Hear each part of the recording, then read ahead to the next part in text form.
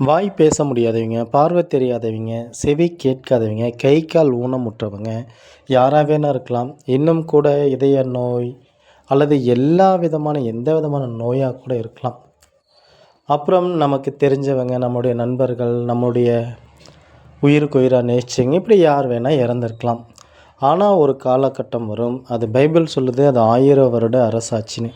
அப்போது இழந்து போன எல்லாத்தையுமே நம்முடைய இரட்சகர் திரும்பி மீட்டு கொண்டு வருவார். இதுக்காக தான் அவர் மரித்து உயிர்த்தெழுந்தார்.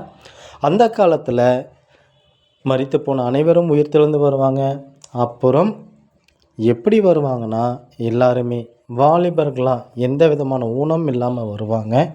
இதைத்தான் கிறிஸ்தவர்களாகிய நாங்கள் விசுவாசிக்கிறோம். மற்றவர்கள் விசுவாசித்தாலும் விசுவாசிக்காவிட்டாலும் நிஜம் இது தான். அந்த 1000 வருட அரசாட்சியில் நீங்கள் உயிர்த்தெழுந்து வரப்போ உங்களுக்கு இது ஞாபகம் வரும். அன்புக்குரியவர்களே,